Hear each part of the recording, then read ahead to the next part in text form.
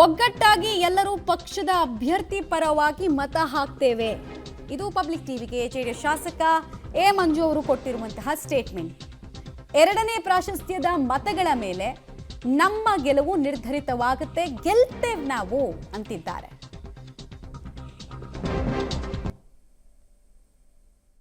ನಮ್ಮ ಜೊತೆ ಇದ್ದಾರೆ ಸರ್. ಮತ ಹಾಕಕ್ಕೆ ಹೋಗ್ತಿದ್ದೀರಾ ಈಗ? ಮತ ಹಾಕಕ್ಕೆ ಹೋಗ್ತಾ ಇದ್ದೀರಾ ಸರ್? ಯಾವ ರೀತಿ ಲೆಕ್ಕಾಚಾರ ನಿಮ್ಮದು ಅಂತ? ಈಗ ನಮ್ಮ ಆತ್ಮವಿಶ್ವಾಸ ಮತಗಳನ್ನು ಹಾಕಬೇಕು ಅಂತೇಳಿ ನಾವು ತೀರ್ಮಾನ ಮಾಡ್ಕೊಂಡಿದ್ವಿ. ನಾವು 18 ಜನ ಒಟ್ಟಿಗೆ ಒಂದು ಮತ ಹಾಕ್ತಕ್ಕಂಥದಕ್ಕೆ ಒಗ್ಗಟ್ಟಾಗಿ ನಿನ್ನೆಯಿಂದನೂ ಕೂಡ ಜೊತೆಲಿದ್ದೀವಿ. ಒಂದು ಪ್ರಾಮಿಸ್ ಅವರ್ಸೆಲ್ಸ್ ಪಾರ್ಟಿ ಪರ ಎಲ್ಲರೂ ಕೂಡ ಒಗ್ಗಟ್ಟಾಗಿ ಓಟ್ ಹಾಕಬೇಕು ಅನ್ನೋದನ್ನು ತೀರ್ಮಾನ ತಗೊಂಡಿದ್ದೀವಿ. ಯಾವ ರೀತಿ ಗೆಲುವಿನ ಲೆಕ್ಕಾಚಾರ? ಬಿಜೆಪಿ ಸಹ ಸಹಕಾರ ಕೊಟ್ಟಿದೆ, ಬಿಜೆಪಿ ಸಹಕಾರ ಕೊಟ್ಟಿದೆ ಮತ್ತು NDA ಕೂಡ ಒಟ್ಟಿಗೆ ನಾವು ಮಾಡ್ತಾ ಇದ್ದೀವಿ.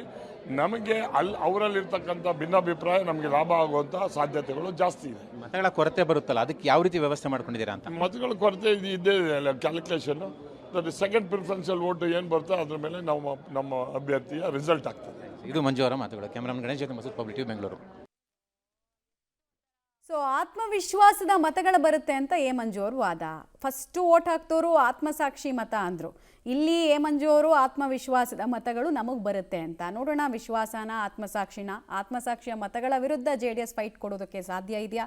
ಒಂದು. ಎರಡನೇದು, ಎಸ್ ಸಿ ಸೋಮಶೇಖರ್ ಮತ್ತು ಶಿವರಾಮ್ ಹೆಬ್ಬಾರ್ ವಿಚಾರದಲ್ಲಿ ಬಹುದೊಡ್ಡ ಆತ್ಮವಿಮರ್ಶೆ ಯಾರು ಮಾಡ್ಕೊಳ್ಬೇಕಂದ್ರೆ ಅದು BJPಗರು. ಅಧಿಕಾರ ಕೇಂದ್ರಿತ ರಾಜಕಾರಣ ಬೇರೆ, ಸಿದ್ಧಾಂತ ಕೇಂದ್ರಿತ ರಾಜಕಾರಣ ಬೇರೆ ಅಂತ ಎರಡು ಎಕ್ಸಾಂಪಲ್ ಮೂಲಕ ಅವರು ಪಾಠ ಕಲಿಬೇಕು. High time. ಕಲಿತರ ಕುತೂಹಲಕ್ಕೆ ಕಾರಣ ಆಗ್ತದೆ. ಯಾಕಂದರೆ ಯತ್ನಾಳ್ ನೋಡಿ, ಪಕ್ಷದಿಂದ ಉಚ್ಚಾಟನೆ ಆಗಿದ್ರು, BJPಗೆ ಹಾಕ್ತೀನಿ ಅಂದರು.